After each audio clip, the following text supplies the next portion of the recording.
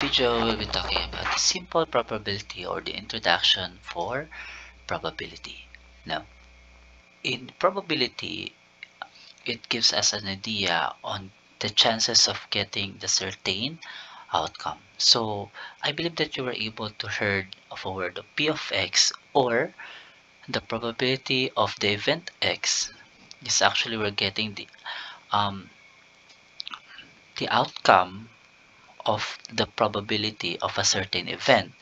And to get the probability of a certain event, we have a formula of P of X, or the probability of event X is equal to the number of favorable outcomes all over the total number of outcomes.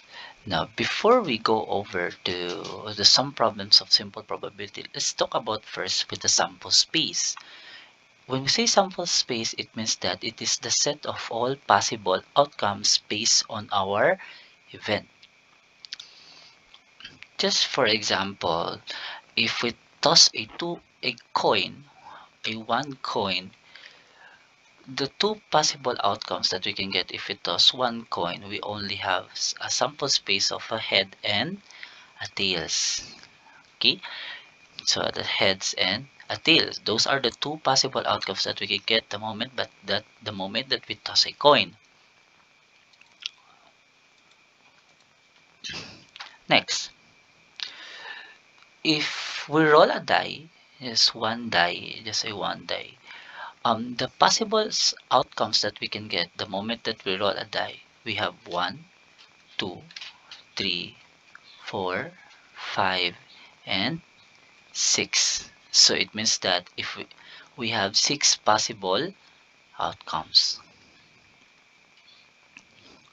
And for coin, we also have 2 outcomes. Next. So in a probability, we the probability of an event X must be less than to 0, as must be greater than 0 and less than to 1. So what does it mean?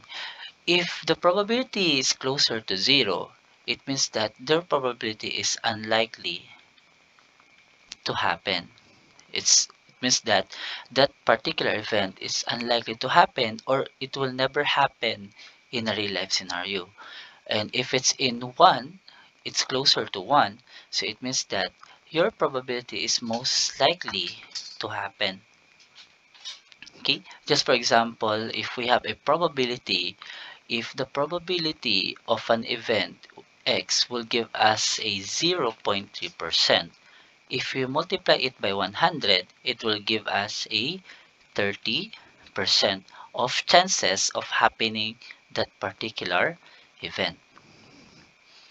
Okay, now another thing is that to get the possible outcomes of a statistical experiment or any events, all you have to do is to raise the outcomes that we can get based on its variable. Just for example, our event will give us, mm, we are flipping two coins simultaneously, and we let X to be the number of heads that comes up.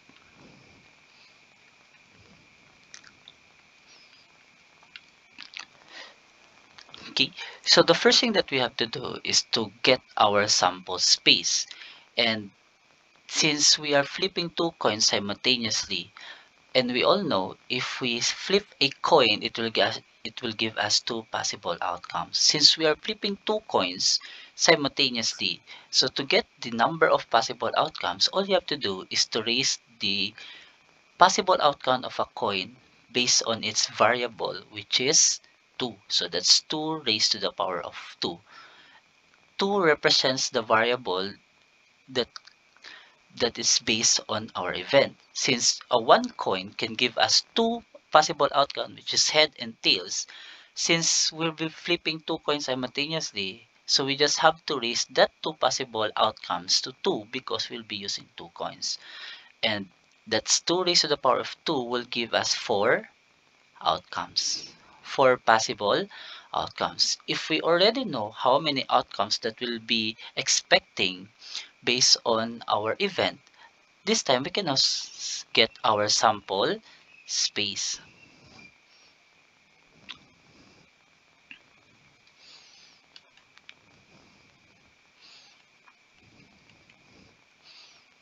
We can now get our sample space.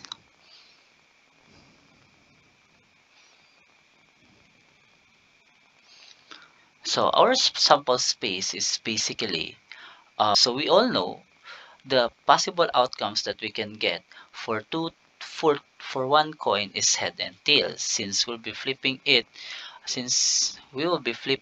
twice, so we can actually get two combination of,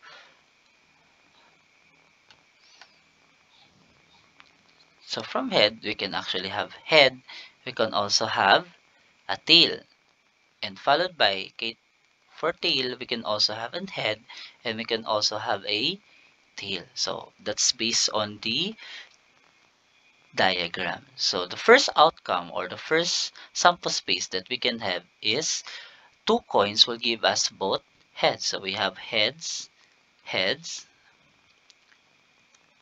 Next is we have head and tails, head and tails. Followed by this one, we have tails and head, tails and head. And lastly, we have tails and tails. So that's already our sample space based on our event, which is two coins simultaneously. You are flipping two coins. You are tossing two coins simultaneously, where X is the number of head that comes up. Now, this time we can have already, we can now focus on our value for X, where it's already stated here that X is the number of heads that comes up. So based on our sample space, we have to get the possibility or the number of heads that comes up. First, we have head, head, head, tails, tails, head, tails, tails. For the first outcomes, we can get two heads. For the second, we have one. Then followed by, for third outcome, we can have one also. And for the fourth outcome, we don't have any heads. So therefore, the number of heads that comes up for the last outcome is 0. And if that's the case, we can now already construct our probability. So first, what is the probability of getting two heads based on our event? So that's P of 2, or the probability of getting two heads, because again earlier we stated that X is equal to the number of head that comes up. All you have to do is to count based on our sample space how many outcomes that gives us two heads. And remember, the probability is have a formula of P of X is equal to the number of favorable outcomes all over total outcomes.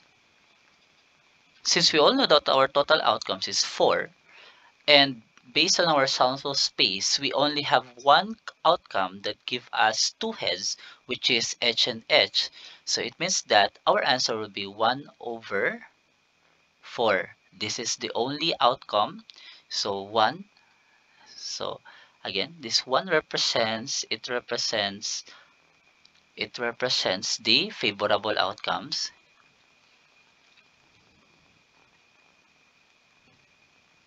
And 4 represents our total outcomes. Okay, so based on our sample space again, there's only one outcome that appears to give us two heads. So you just have to count it, that's 1, over the total outcomes, which is 4. Now, next, what is the probability of getting one head? So we just have to count again. So in this sample space, we managed to have 1 and 2. So there are two outcomes that give us 1 head, so that will become 2 over 4. And if you simplify that, it will give us 1 over 2. Next, what is the probability of getting 0 heads at all? It means that there's no heads that comes up in our outcome. And based on our sample space, we have one outcome that appears that doesn't have any heads. So you just have to write it 1 over 4. And since we're able to, this is all the probability that we can get based on our event. Now this time, from that probability, we can now construct our PMF, which is the probability mass function, in a way of a tabular form. So we can now write our table x and p of x, like that. So our first value for x, we can start with 0. We can start with 0 followed by 1, and since our maximum heads that we can get is 2, so it means that our last value will be 2. And for p of x, you just have to write the probability of getting 0 heads. Based on our probability that we did earlier, we can get 1 over 4. So that's 1 over 4. For 1 head, we have 1 half. And lastly, for 2 head, it gives us 1 over 4. So this is for your PMF, or probability mass functions. And that's it. That's how you solve an event using probability. Simple probability.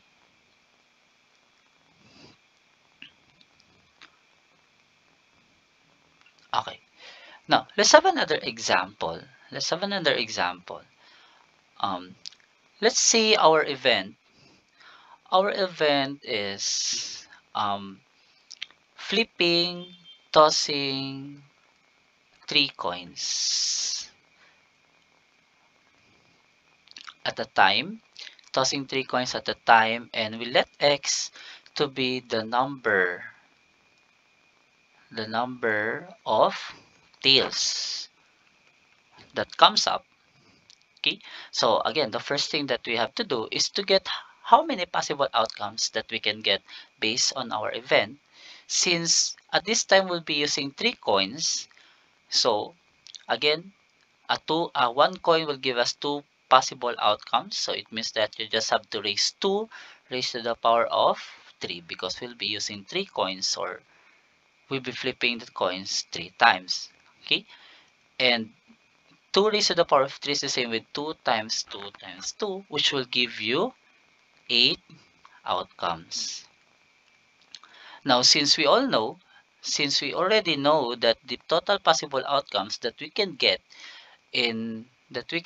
for this event, we can now write our sample space. So, since we are flipping 3 coins at a time, we are flipping 3 coins simultaneously, it means that we can get 3 possible combinations of head and tails.